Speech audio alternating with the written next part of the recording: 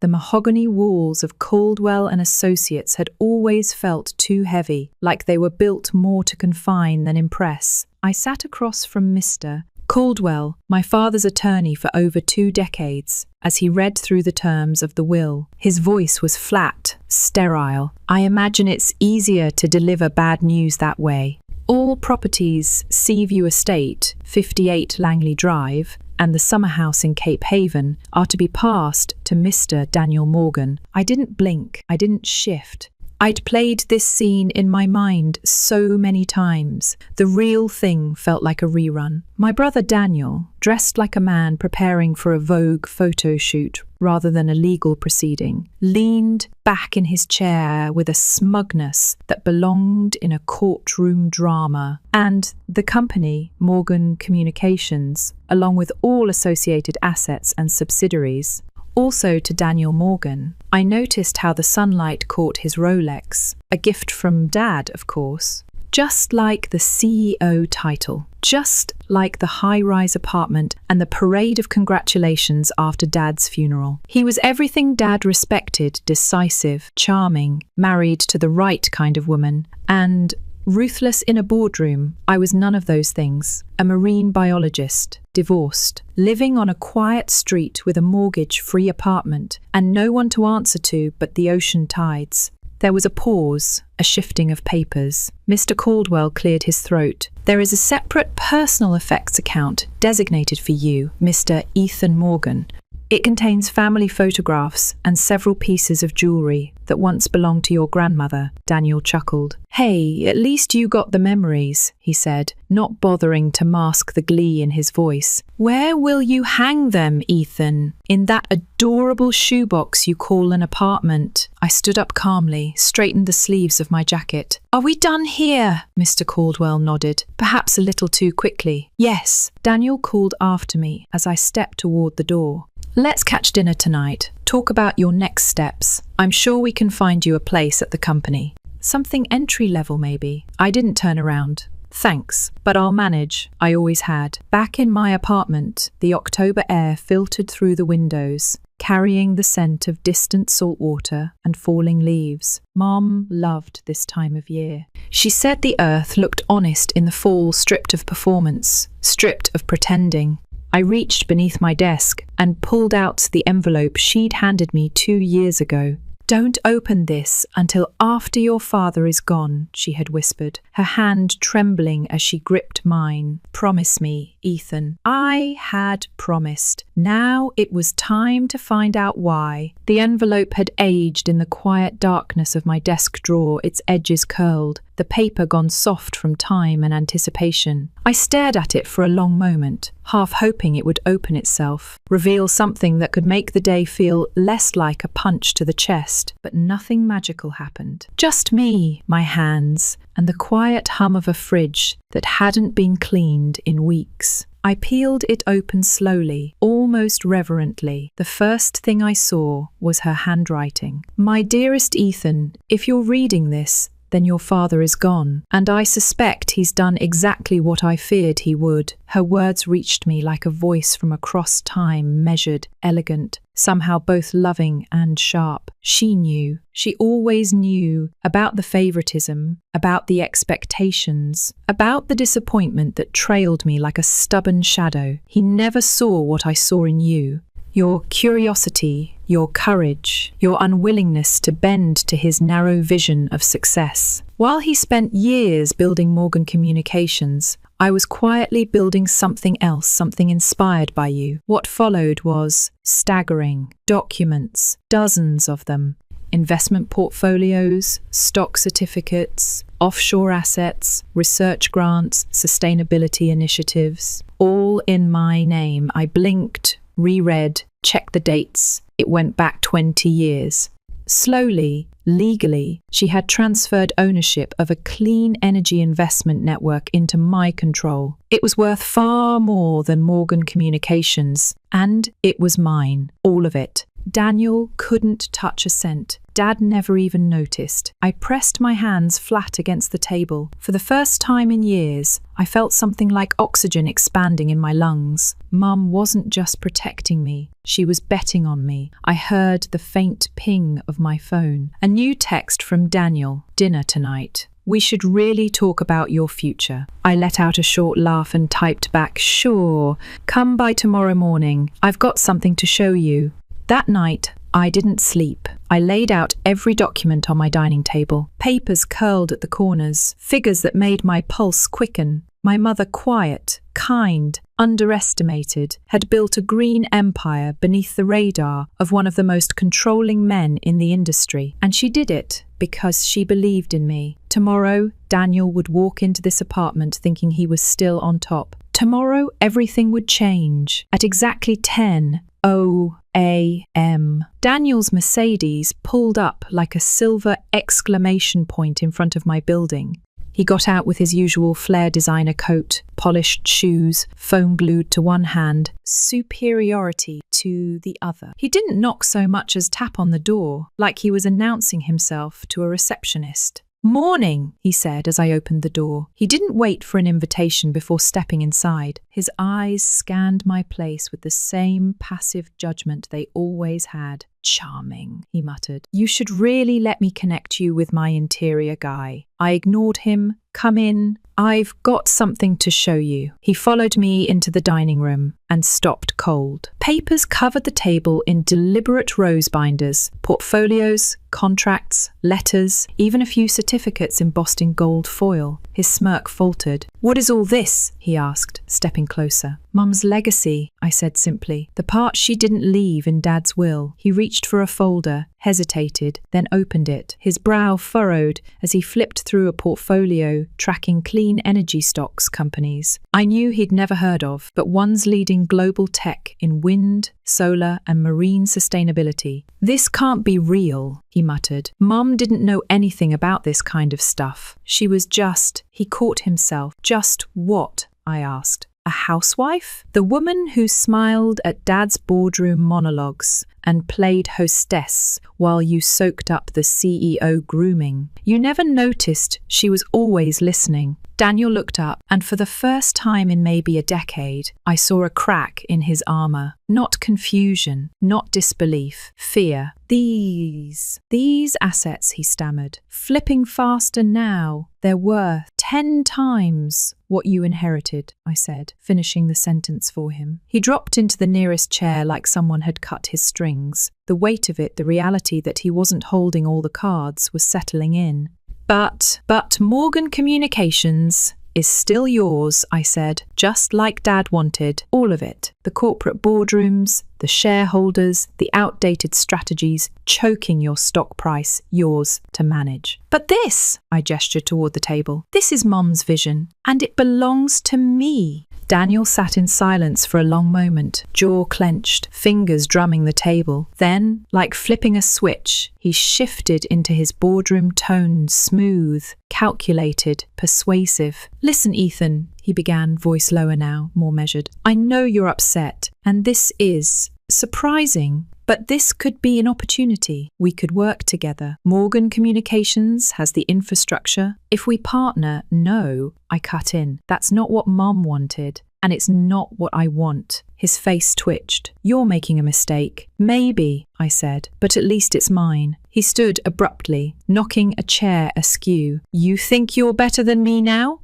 You've got your little green empire, and suddenly you're the future. Dad built his legacy from the ground up, and Mum built hers in the shadows while he ignored her. She played the long game, Daniel. You inherited a monument. I inherited momentum. His nostrils flared. This isn't over. I gave him a faint smile. Actually, it is. He stormed out, slamming the door behind him. I stood there for a moment, listening to the silence settle back in. I didn't feel triumphant. I felt free. Later that afternoon, my phone buzzed non-stop calls from extended family I hadn't spoken to in years. Voicemails laced with concern or curiosity, and, of course, a dozen more texts from Daniel. I muted them all. Instead, I drove to a modest office in the city's innovation district, the headquarters of Harrison and Miles, the firm that had helped Mom build and secure her empire. Miss. Henry greeted me with the kind of confidence I had come to admire instantly. No nonsense, modern, with eyes that missed nothing. Right on schedule, she said, leading me into a glass-walled conference room. She predicted this would happen? I asked, still stunned at how thoroughly my mother had planned. She predicted everything, Miss Henry said, sliding a thick folder toward me. Down to the hour your brother would try to contest the estate. Inside the folder were notarized documents, recordings of Mum's investment meetings, written directives, even psychological evaluations to preempt any claims of mental incompetence. She hadn't just built an empire, she built a legal fortress around it.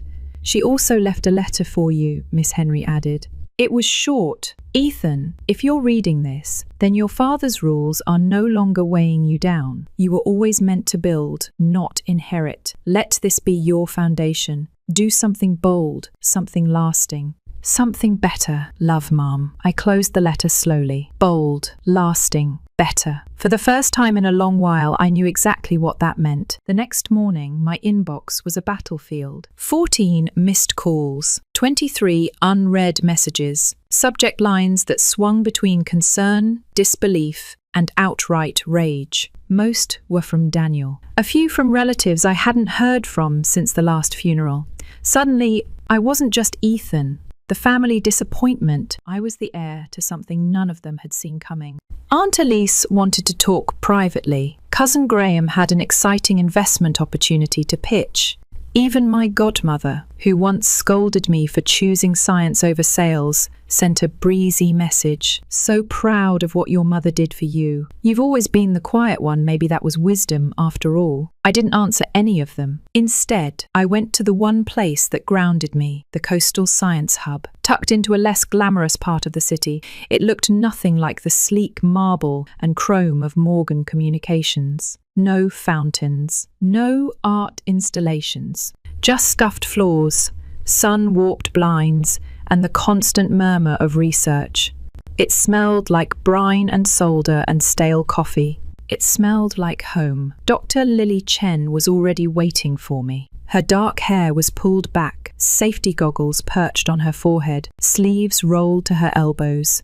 She didn't waste time. I still can't believe your mother was our anonymous benefactor, she said. We've been trying to thank her for years. She never wanted the attention, I replied. But she believed in what you were doing, and so do I.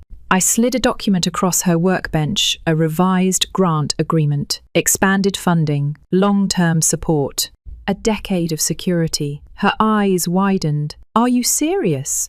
I'm not here to play legacy games, I said. I'm here to fund change. We spent the next few hours reviewing the research pipeline. Coral reef regrowth accelerants, microplastic filtration, algae carbon conversion. My heart beat differently here, more clearly, like it had rhythm again. But of course, clarity doesn't keep chaos at bay. When I returned home, Daniel was waiting again. This time on my front steps, arms folded, sunglasses hanging from the neck of a white designer sweater like a costume from a bad drama. You didn't show up to the board meeting, he said as I approached. I wasn't invited. It was implied, he snapped. You can't just shake the ground under Morgan Communications and expect no consequences. I walked past him, unlocked the door, left it open behind me. He followed. Our stock dropped 12% overnight, he continued. Investors are asking questions. Media's circling. They think Dad built an empire while blind to the future. That Mum played him. She didn't play anyone, I said, turning to face him. She built what he refused to imagine. Daniel's jaw clenched. You're destroying everything he worked for. No, I said calmly. He did that himself. I'm just not letting him drag everything down with him. He was pacing now, desperate to reclaim leverage. We can fix this together. Merge the companies.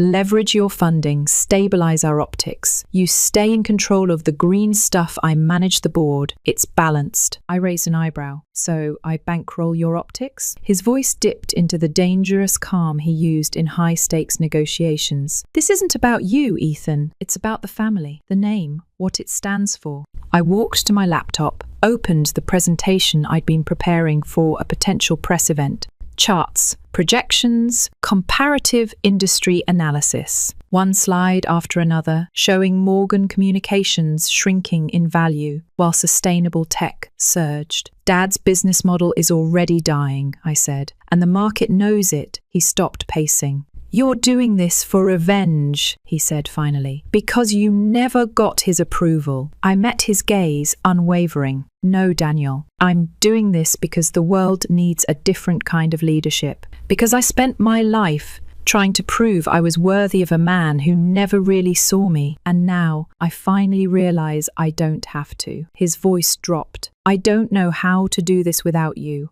That made me pause. It was the first honest thing I'd heard from him in years. For a second, the armor slipped, not entirely, but enough to see the fear underneath. Not fear of me, fear of irrelevance. We'll both figure it out, I said, separately. He left not long after, without slamming the door this time. That night, I drafted the letter. To the board of Morgan Communications, my name is Ethan Morgan, and I am reaching out in light of recent revelations. It wasn't a threat. It wasn't a plea. It was a reckoning. Because this wasn't just about wealth. It was about direction, about truth, about recentering a legacy around vision, not vanity. I ended the letter with a simple sentence. The future isn't coming. It's already here. You decide whether you're part of it. The board meeting made headlines before it even began. By the time Daniel stepped into Morgan Communications headquarters that morning, half their institutional investors had already issued public statements questioning the company's leadership and outdated business practices. A Wall Street Journal headline practically screamed across my phone, Morgan Communications faces investor exodus amid sustainability crisis. I didn't watch the meeting in real time. Instead, I was in my home office,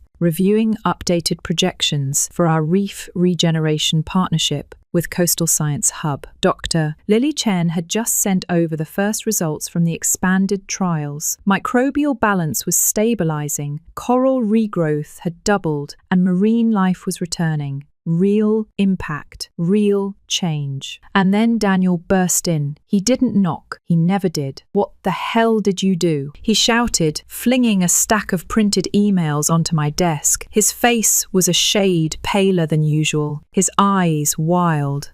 I didn't flinch. Let me guess, investors want transparency. You gave them environmental reports from agencies that paint us like dinosaurs. I didn't write them, I said, but I made sure they were read. He sank into a chair, fingers trembling slightly as he pulled off his sunglasses and set them down. The board is panicking, he said. They're considering emergency restructuring, breaking up divisions, selling off assets just to stop the bleeding. I leaned back, letting his words settle. They should be panicking. He looked up, stunned. You want this company to burn? No, I said, but I won't pretend its business model wasn't built on short-sightedness. This isn't sabotage, Daniel. It's exposure. His mouth tightened into a grim line. You're still acting like this is personal. It stopped being personal when Mom made her choice. Daniel stood and began pacing. They're talking about removing me as CEO, I nodded. I know. His eyes flashed. You planned this.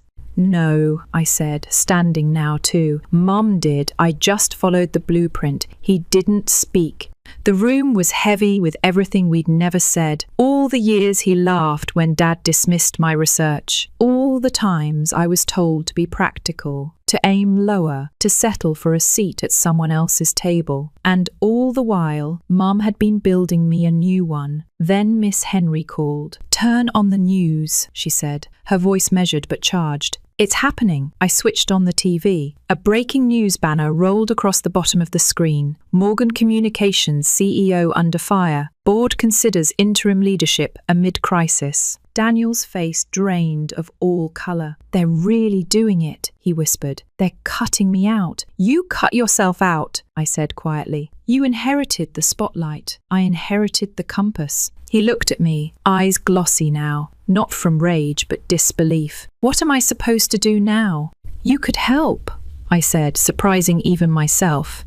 "If you're willing to change." He didn't respond, just walked out, this time slowly. Later that afternoon, I stood before a crowd gathered on the shoreline, where we were launching the first full-scale ocean cleanup initiative. Scientists, reporters, students, it was a mix of eager energy and grounded hope. As the system deployed, I stepped up to the podium. "Today isn't just about marine restoration," I began. "It's about redefining legacy, not one built on control or conquest, but on care and foresight and healing." In the back row, I spotted a familiar figure, Daniel. No designer suit, just jeans and a coat. Quiet, present. After the ceremony, he approached me with cautious steps. "Nice speech," he said. "Mom would have liked it." I nodded. She planned it better than either of us ever could. We stood there, watching the cleanup unit glide out toward the horizon. There was a silence between us, but not the cold kind. The honest kind. "I've been volunteering," he said suddenly. "Marine Education Center out near Ridgeview, teaching kids about ocean ecosystems." I blinked. "Seriously?" He gave a small laugh. "Yeah. Turns out it feels real." "You're not doing this to impress shareholders, right?" he smirked. "They're not picking up my calls anyway." For the first time in years, I laughed with my brother. Weeks later, Miss Henry handed me a final envelope from Mum. It had been sealed with care and labelled for delivery exactly 1 year after the will had been read. Inside was another letter, and a clause I hadn't expected. "Ethan, if Daniel has shown genuine signs of change if he's learning, and growing offer him a chance to contribute, not to my empire, but to something better. There's a fund set aside for environmental education. Let him lead it if he's ready." Sometimes the greatest revenge isn't proving someone wrong, it's helping them become someone better. I folded the letter and stared out the window at the quiet rhythm of the city. Mum hadn't just changed my future, she'd made space for healing too. That night, I invited Daniel over. We ate on the back porch, just like we used to when we were kids, before the boardrooms and expectations. I told him about the fund, the project, the trust. He didn't speak for a while. Then he said, "You trust me with this?" "I trust Mum," I replied. She believed we both had something worth saving. Months passed. Daniel threw himself into the education initiative with a focus I never expected. Schools were added, programs expanded. We weren't just patching the past, we were building forward. 1 year later, I stood in our mother's old garden, now wild but beautiful. Daniel knelt beside a rose bush, showing a group of kids how pollination worked. He looked up at me. "Thanks," he said softly, "for giving me a second chance." "You earned it," I replied. And in that moment, I finally understood. Mum hadn't just left us money, she left us each other. Story 2, they always said family sticks together. I guess I just never realised that meant only some family members counted. My name's Marcus, and for over a year I was the unofficial sponsor of my parents' lifestyle. Every week, like clockwork, I'd wire them $600. It wasn't pocket change. I was grinding just to stay afloat myself, freelance gigs, part-time tutoring, some nights waiting tables. But after my dad lost his job and my mum called me in tears, saying they didn't know how they'd cover groceries, bills, or the mortgage, I caved. I didn't think twice. It felt good at first, like I was doing something meaningful. They were my parents after all. I figured if I was in a position to help, I should, but something changed. The more I gave, the more they needed. 600 became 650. Then, Marcus, can you float us another 100 just for this week? It was always just this once, and I kept saying yes. Guilt is a hell of a motivator. Meanwhile, my sister Carmen was cruising through life like she was the protagonist in a luxury perfume ad. Married to Noah, some software guy who probably owned half of Silicon Valley, Carmen never worked a day in her life. And yet, every conversation with my parents revolved around how incredible she was. Her savvy decisions, her elegance, her self-made grace. Self-made? The only thing Carmen ever built was an Amazon cart. Still, I bit my tongue. Maybe I was being bitter. Maybe it was just the way things were. I could put up with the inequality, the favoritism, the unsolicited lectures about how I should be more like her. I told myself, let them have their golden child. I'll keep being the support system. Then, 3 days ago, I invited my parents over for a casual cookout. Nothing extravagant. I bought some decent steaks, got a few drinks chilled, even cleaned the apartment for once. They turned me down immediately. Mum said they were sick. I asked if they needed anything. Just trying to rest, sweetheart, she said. We wouldn't want to get you sick. An hour later, she texted asking for money for medicine. Finances were tight. Again, I sent $200 without hesitation. Thanks, Marcus. We'll pay you back soon, she replied. Yeah, right. The next day, my neighbour, Mr. Goldman, retired, chatty, and always trimming his hedges like they're an Olympic event, called me up. Just wanted to let you know I fed the fish while your folks are away, he said casually. I froze. Away where? Oh, some trip. Left about 6 days ago. They're with your sister and her husband. Real cute family vacation. I couldn't even speak, just nodded and hung up. Sick? Needed medicine? I'd been funding their beach getaway. I stood there staring at the wall, the silence screaming in my ears. I felt played. Worse than that, I felt disposable. The backup plan, the bank account with legs. That night, I couldn't sleep. I stared at the ceiling, replaying every guilt-tripped request. Every fake emergency, every compliment they threw at Carmen while using me like an ATM. My chest felt like it was being crushed from the inside. The next evening, I drove to their house. Carmen's Range Rover was in the driveway, still dusty from the road. The porch light glowed warmly. I stood there for a minute, gathering my breath, then knocked. Mom opened the door like she'd been waiting for a hug. Marcus, what a nice surprise. We were just about to have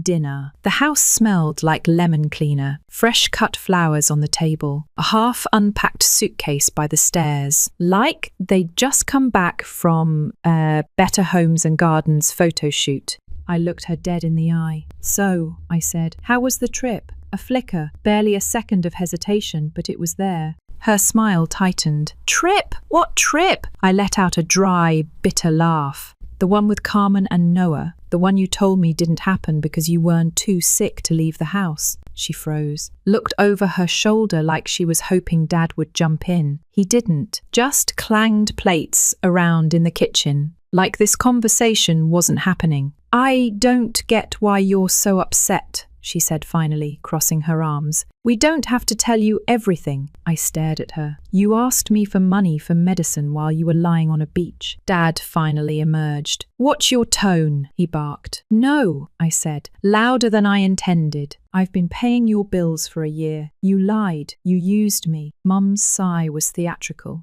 We just wanted to get away. You always make things about money.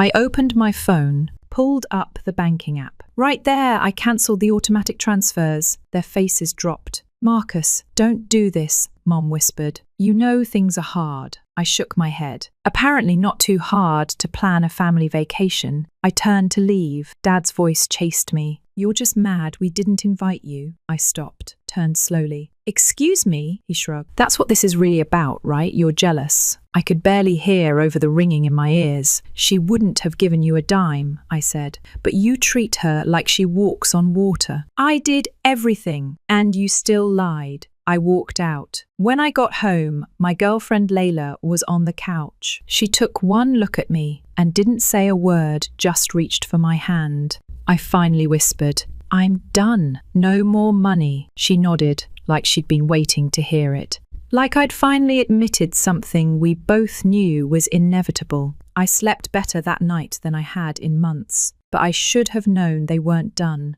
The next morning, my phone was a war zone: calls, voicemails, texts, all from my parents. A few from Carmen, too. I ignored every one of them. Layla and I had a lazy morning coffee, scrambled eggs, some soft music. It felt like my first real day off, not just from work, but from carrying the weight of everyone else's mess. I wasn't about to let a string of missed calls ruin that. But around noon, there was a knock at the door. Not a casual one either. It was sharp, loud, persistent. Layla looked over from the kitchen. "You invite anyone?" I shook my head and stood up, already dreading what I'd see. Sure enough, there they were. Carmen, standing front and center like she was delivering a sermon. Designer sunglasses perched on her head, arms crossed, a look on her face like I owed her an explanation. Behind her were my parents, silent, stiff, as if they hadn't spent the last week sipping cocktails in Cabo on my dime. "What do you want?" I asked, keeping my body halfway in the doorway so they couldn't just barge in. Carmen rolled her eyes. "Are you seriously punishing Mum and Dad over a little vacation?" I blinked, then actually laughed. "You mean the one they lied about while asking me for money for medicine they didn't need?" "Oh, come on, Marcus," she said, waving it off like it was a parking ticket. "They didn't make you send them money." "No," I said slowly. "They just guilted me into it, every week, like clockwork." "And you knew, didn't you? You were in on it," she scoffed. "You're being dramatic." Mum finally spoke, her voice tired and wounded. "Marcus, we really were struggling while packing your suitcases," I cut in. She flinched. "We didn't know how to tell you." "We didn't want to hurt your feelings." I shook my head. "You didn't want to get cut off." Dad stepped forward, arms crossed. "We don't want your money." "Perfect," I said. "Because you're not getting it." Carmen let out an incredulous laugh. "Wow, so you're just going to abandon them now?" From behind me, Layla's voice rang out calm, but cutting. "You mean the way they abandoned Marcus? Lied to him? Used him?" Carmen turned toward her, eyes narrowed. "This doesn't concern you." Layla stepped forward, cool as ever. "It absolutely concerns me when the people who pretend to love my partner treat him like a credit card with legs." Before I could even react, Layla had Carmen by the hair, not yanking, not rough, but firm. "A clear message. Listen closely," Layla said, her voice steady and sharp. "You and your parents are not welcome here. Marcus is done. And so am I." She let go. Carmen stumbled back, eyes wide with fury, hand pressed to her head like Layla had just performed an exorcism. "You're crazy," she shouted. "Absolutely insane." Layla just smiled. "Try me." Carmen turned to our parents, waiting for backup. They just stood there, frozen. No one said a word. I think that's when she realized she'd lost whatever high ground she thought she had. She straightened her blouse like she was still in control, threw me one last glare, and stormed off. My parents followed behind her like lost dogs. When the door closed, I turned to Layla. Jaw dropped. She shrugged. She had it coming. I burst out laughing. It was the first real laugh I'd had in weeks. "Remind me never to piss you off." The next morning, Mum called. I don't know why I picked up curiosity, maybe. Or maybe I wanted to hear how they'd spin it. "Marcus," she began, already emotional, "what happened yesterday was outrageous. That woman you're with put her hands on your sister." I sat back in my chair. "You mean after Carmen insulted both of us and tried to barge into our house?" Dad's voice chimed in, furious. "She yanked her hair. That's assault." "Then call the cops," I replied. There was silence. "Then, Mom, again, we raised you better than this." "Did you?" I asked. "Because what you taught me was how to be used and lied to, and I'm done with that lesson. You're being disrespectful and you're being entitled." I ended the call. Layla walked in with her coffee and raised an eyebrow. "That bad?" I nodded. "Apparently I'm supposed to control you now," she snorted. "Good luck with that." I figured that would be the end of it. But I should have known Carmen wouldn't let it go. A few hours later, another knock. I opened the door to find Carmen again. But this time, she didn't come alone. Her husband, Noah, was with her. Tall, muscular, a face that looked like it belonged in a cologne ad, and today, a glare that could cut glass. "What now?" I asked. Before I could get another word out, Noah pushed past me. "You think it's okay to let your girlfriend put hands on my wife?" he barked. Layla stood up from the couch, calm and composed. "Your wife came into our home and started disrespecting both of us," she said plainly. Noah took a step toward her, towering. "Maybe she needs to learn some manners." I didn't even think. I punched him square in the face. He stumbled back, shocked. Blood from his nose dripped onto my carpet. But I wasn't finished. A year's worth of stress, betrayal, and pent-up rage came pouring out. I landed another punch, and another. All the lies, the guilt trips, the fake tears, they were all behind each blow. By the time I stopped, he was on the floor, groaning. Carmen screamed, "You psycho! You could have killed him." I crouched down, breathing heavy. "You brought this into my house. You think you're untouchable because you have money? Try me again, and you'll find out just how wrong you are." Noah groaned something about shouldn't have come, and I agreed. They left, limping and defeated. Layla handed me a bag of frozen peas for my swollen knuckles. "Well," she said, taking a sip of her coffee. "That escalated quickly." I grinned. "Finally feels like I've taken my life back. We thought that was the end of it, but fate wasn't quite done." 3 days later, I was heading out to my car when Mr. Goldman flagged me down. "You really stirred the pot," he said, chuckling. I raised an eyebrow. "What now?" "Your sister stopped by your parents' house last night, screaming before she even made it to the porch."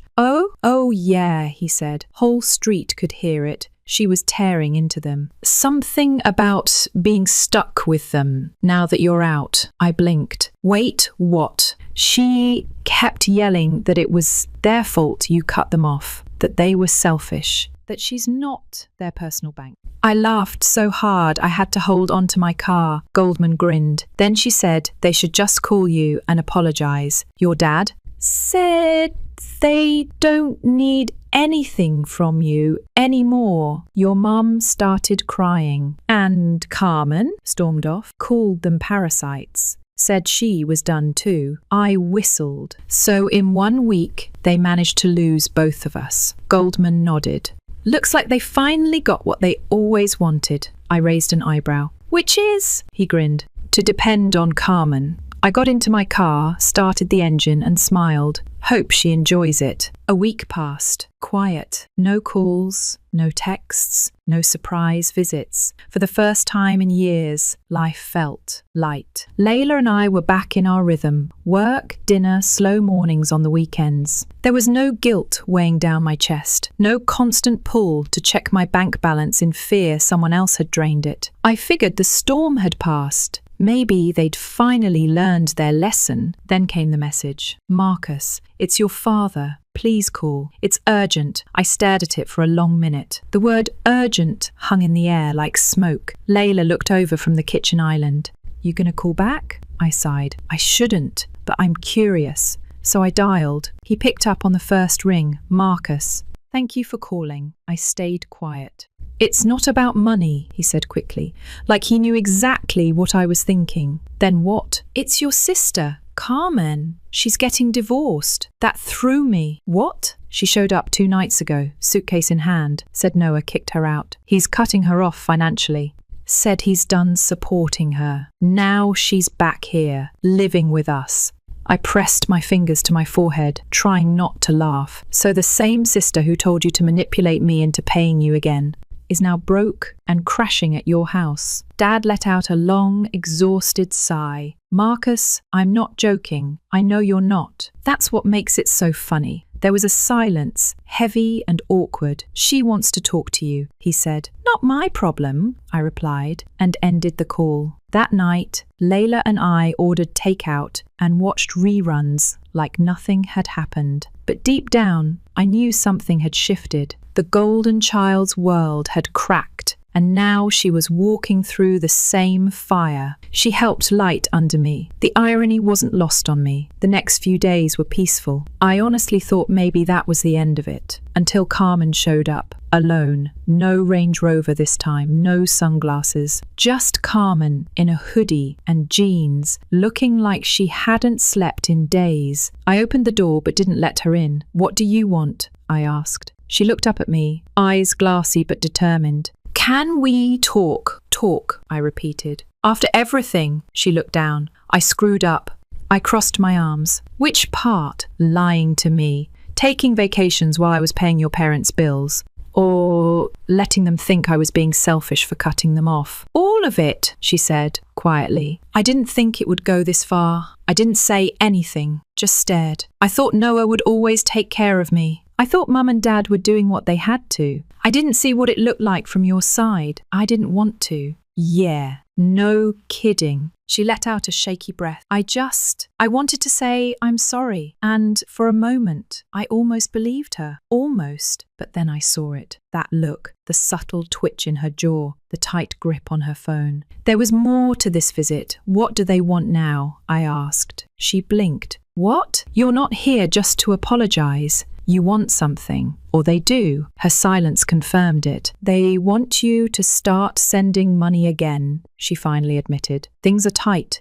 I'm not working." And with Noah gone, I held up a hand. "Stop." She did. "I'm not your safety net," I said. "And I'm sure as hell not theirs anymore. They're struggling, Marcus. They made their choices. So did you." She looked like she wanted to argue, to make one last push, but something stopped her. Maybe she finally saw I wasn't budging. "Then, I guess, I'll go," she said. I nodded. "Probably for the best."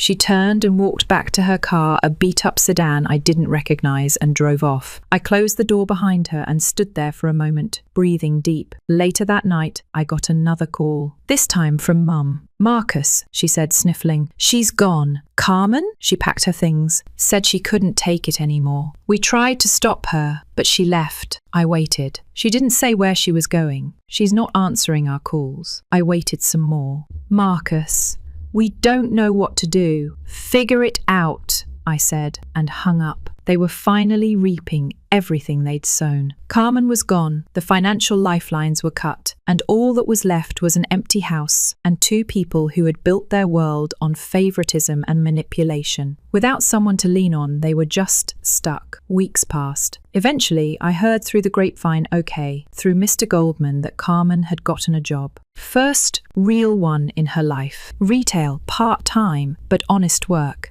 Apparently she was crashing with an old college friend while trying to get back on her feet. Good for her. As for my parents, well, the neighborhood gossip wheel spun stories about them selling furniture, cutting expenses, maybe even downsizing. No one knew for sure. And I didn't ask. I had peace. I had Layla. I had my life back. And the best part? I didn't feel guilty about any of it. One night, Layla and I were sitting on the balcony, sipping tea, watching the city lights flicker like fireflies. "You think they'll ever change?" she asked. I thought for a second, then shook my head. "People like that, they don't change. They just find new people to use." She nodded slowly. "And Carmen?" "Maybe," I said. "But that's her path now, not mine." Layla smiled, leaned into my shoulder. "You did the right thing." "I know," I said, and for the first time, I actually believed it.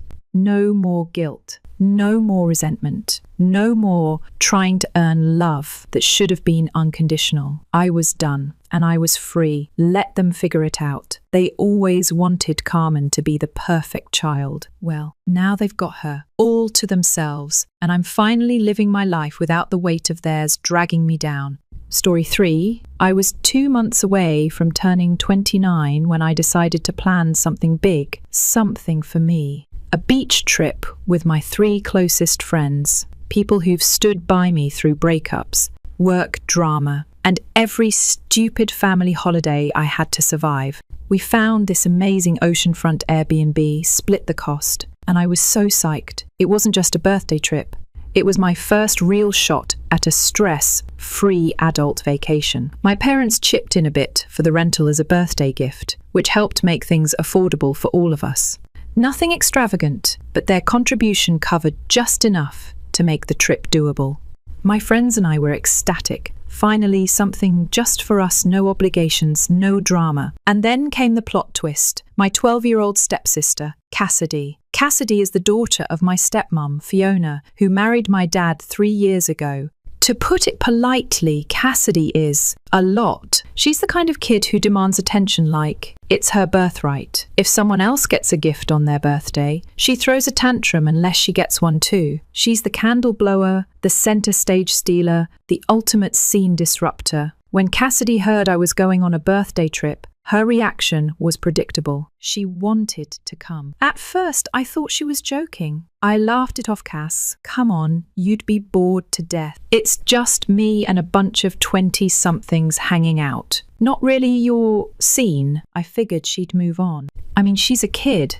They forget things fast, right? Wrong. She kept pestering me. I expected my dad or Fiona to step in, to say something, anything to shut it down. But they didn't. Not a word. And as the days passed and we got closer to departure, the begging turned into full-blown meltdowns, crying fits, slamming doors. Classic Cassidy chaos. With a week to go, she started campaigning harder than a politician before an election. Every day was a new reason why she had to come. I'll be good, I swear. I'll stay out of your way. I'll bring my tablet and wear headphones the whole time. And when I finally snapped and said, Cass, no, you're not coming. End of discussion. She ran crying to Fiona like I'd just kicked her puppy. Fiona cornered me that night and said I was too harsh. She actually said, you don't get to discipline my daughter. I looked at her, deadpan. Then maybe one of you should try it sometime. 3 days before the trip, I got the ultimatum. Take Cassidy, or they'd pull their financial support. My dad and Fiona sat me down like I was being scolded at parent-teacher night and told me, with serious expressions, that she was heartbroken and inconsolable, and they just couldn't bear to see her so upset. They said I could either bring her or figure out how to pay the rest of the trip myself. A portion that, let's be honest, I couldn't afford. I cried that night, not out of sadness, out of raw frustration, fury, embarrassment. I had to tell my friends, people I had invited and who had also budgeted around my parents' contribution, that everything might fall apart because of this one spoiled kid. We talked, and the truth was, we didn't have enough time to rework the budget. Cancelling meant losing deposits. So, with a massive pit in my stomach, I agreed to bring Cassidy. She was thrilled. Gave me a big, smug hug, like she had just won a contest she never even entered. My dad and Fiona pretended it was all fine. Like they hadn't just emotionally blackmailed me into ruining my own birthday. I knew I was going to regret it, but I didn't realize just how bad it was going to get. The first red flag came at the airport. Cassidy refused to carry her suitcase, said it was too heavy. She whined about being thirsty, about needing candy, about being tired. Then, in the middle of the terminal, when I told her she couldn't get a toy from one of those overpriced airport shops, she dropped to the ground, screaming, kicking, flailing like a 2-year-old. People stared. My friends froze. One of them leaned over and muttered, "This is your life now?" I wanted to disappear. On the flight, she threw a fit because she didn't get the window seat. Even though we had assigned seats, she sulked, poked my friend Alex the entire flight, and asked every 2 minutes, "Are we there yet?" She hated the food, the air, the noise, everything. We landed exhausted but still hopeful. Maybe, just maybe, being at the beach would chill her out. It didn't. Cassidy demanded constant attention. If we dared to talk among ourselves, she'd loudly interrupt. At our first dinner, my actual birthday dinner, she grabbed my phone, scrolled through it without asking, and started making loud noises just to pull focus. When we laughed at something, she pouted, "What? Why are you laughing? Is it about me?" At the beach the next day, she hated the sand, said the water was too salty, dropped her ice cream and screamed like she'd lost a limb when I wouldn't buy her another one. She sulked for hours, glaring at everyone like we'd personally betrayed her. That night, we had plans to go out to dance, drink, maybe finally have fun. Instead, We ended up at a random family-friendly diner because we couldn't leave Cassidy alone or bring her to a bar. She sat with her face in her phone, interrupting every adult conversation with, "I'm bored," or "When are we leaving?" The last straw was the boat tour. It was supposed to be the highlight of the trip, open sea, maybe some dolphins, salty breeze. Cassidy freaked out before we even boarded, said she was scared, said she'd puke, cried, begged to go back. We ignored her. Big mistake. Midway through the trip, she had a full-blown meltdown. Screamed that she was thirsty, demanded a soda. When no one had one, she laid down on the boat deck, screaming that we were mean. In the middle of the ocean, on a boat packed with strangers, even the tour guide looked like he wanted to jump overboard. By that night, my friend Lydia pulled me aside. She was upset, rightfully so. "This isn't the trip we planned," she said, "and it's not fair to any of us." She wasn't wrong. None of them were. That night, I cried harder than I had in years, not because of Cassidy, but because this whole disaster wasn't just ruining my birthday. It was making me hate my life, my home, my family, and it was about to change everything. After that boat tour disaster, something shifted in me. I wasn't just annoyed anymore, I was furious. Not just with Cassidy, but with my parents for putting me in this position. I spent the rest of that night lying awake, staring at the ceiling fan, thinking, how did I let this happen? I didn't want to talk to my friends. I didn't want to eat. I didn't even want to go outside. Every time Cassidy opened her mouth, it grated on my nerves. She wanted to play games, watch movies on my laptop, help with my makeup. I was running on fumes and patience I didn't have. And, of course, Fiona and my dad were nowhere to be found, not even a check-in text. Just silence, like once they forced her onto the trip, their job was done.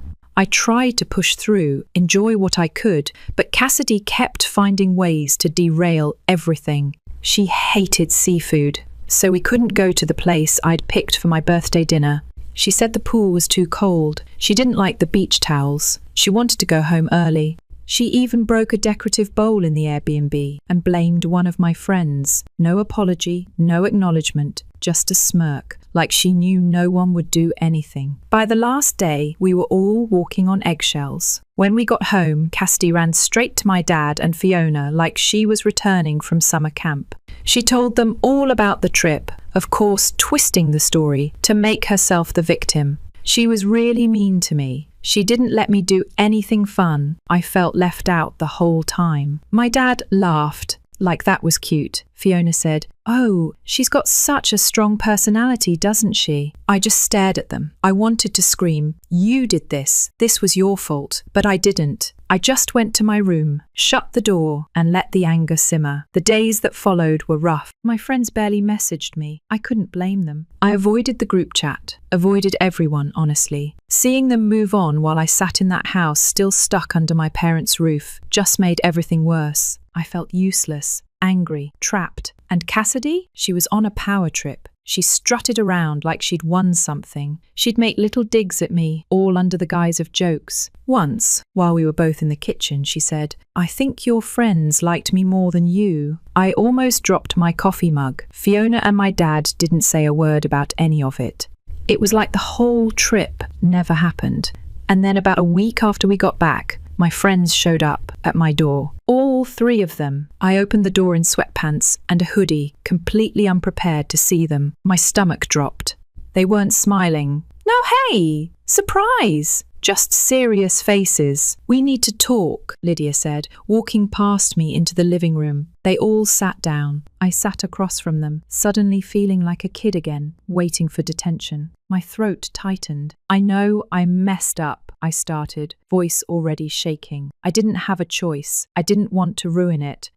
"Stop," Alex said. "We know. We saw it. You didn't do anything wrong," Maddie added. "You were blackmailed. We were there. We watched it all." I felt the tension in my shoulders drop a little. "But I knew there was more." Lydia leaned in. "But you can't stay like this, in that house. Letting them control you?" I blinked. "What do you mean? You're almost 30, she said gently. And you're still being treated like a child. They bullied you into ruining your own birthday.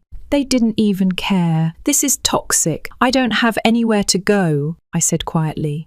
I can't afford rent on my own. I don't even have steady work. Maddie shook her head. Then find something. Anything. But don't stay here. If you do, you'll keep being the punching bag. You'll never be free. They weren't saying anything I hadn't already thought, but hearing it out loud, it hit hard. After they left, I sat there for hours, scrolling through job boards, gig apps, anything. I couldn't keep living like this. I needed a way out. Fast. Then it hit me: makeup. I'd always loved it. I'd been experimenting on myself since high school. I even did makeup for friends' weddings, parties, photo shoots, just never charged for it. What if I turned that into something real? The next morning, I started building a portfolio, posted looks online, offered dirt cheap rates to people in the area, just to get experience and reviews. Slowly, clients started coming in. Friends of friends, cousins of clients. Word spread. Within a few months, I was making enough to cover my own expenses. It wasn't glamorous, but it was mine. By month 5, I had saved enough to move out. Found a small studio on the edge of town. It wasn't fancy, creaky floorboards, weird plumbing, but it was mine. Every box I packed felt like shedding a layer of skin I didn't want anymore. When I told my parents I was moving out, they barely reacted. Fiona said, "Well, that's sudden."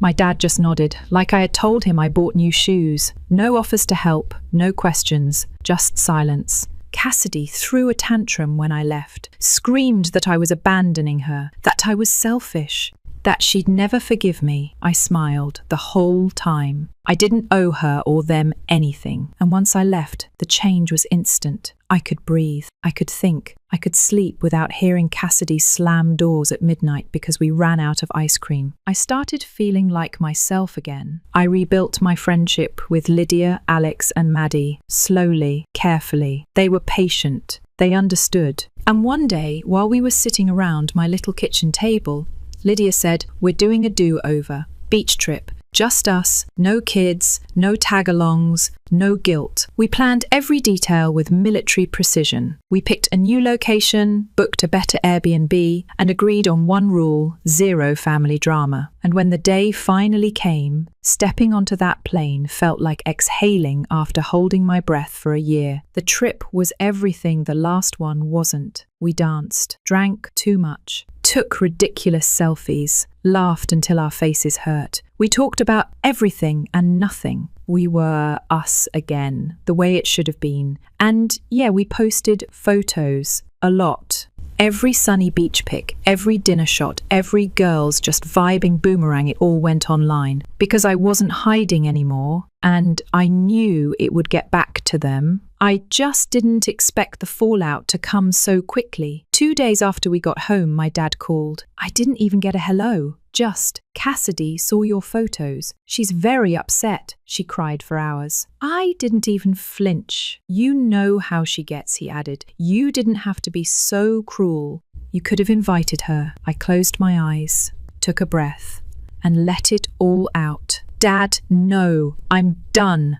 I'm not Cassidy's babysitter. I'm not your backup parent. I'm not going to keep sacrificing my happiness just so you and Fiona don't have to deal with your own kid." He started to say something, but I cut him off. "You let her manipulate you. You let her manipulate me. And now she thinks the world revolves around her because no one ever tells her no. But I'm telling her now, no, I'm not doing this anymore." Silence. Sweet, heavy silence. Then I said the last thing I'd been holding in for years. "Tell Fiona I'm not sorry. Tell Cassidy I won't be back. And tell yourself that maybe, just maybe, you should have stood up for your own daughter instead of trying to keep the peace with everyone else." I hung up, and just like that, I was free. After that phone call, I sat in silence. No music, no scrolling, just me in my little studio apartment with a quiet that felt like healing. It wasn't anger anymore. It was peace. For the first time in a long time, I wasn't waiting for someone else to explode. No tantrums in the hallway. No one trying to guilt me into anything. Just space to breathe. And it felt sacred. But even in that peace, some nights I'd wake up in the dark, staring at the ceiling,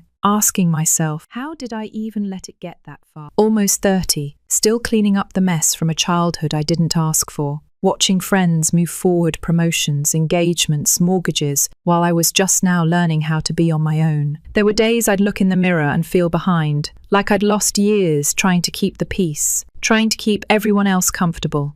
And for what?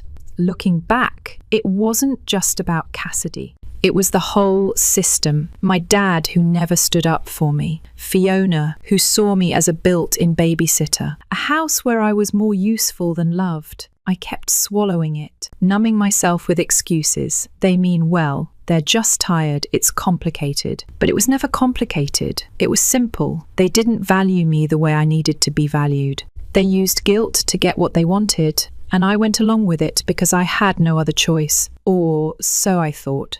The truth is, when you don't have your own money, your own space, your own voice, it's easy to believe you're trapped. Because in a way, you are. When the people who feed you, house you, pay your bills decide you owe them for it, your opinions suddenly become negotiable. And that's what I lived through for years. So yeah, maybe I was late to the game, but once I started walking, I never stopped. The makeup work picked up fast. Word spread. Weddings, photo shoots, proms. I started getting regulars, started increasing my rates, started seeing a future I didn't know I was allowed to imagine. I even got a part-time job at a local beauty studio, shadowing professionals, learning the trade the right way. For the first time in my life, I felt rooted, and my friends, they never left. They came over for movie nights, helped paint my kitchen cabinets when I found them on sale, even surprised me with a birthday cake 6 months after the beach trip disaster,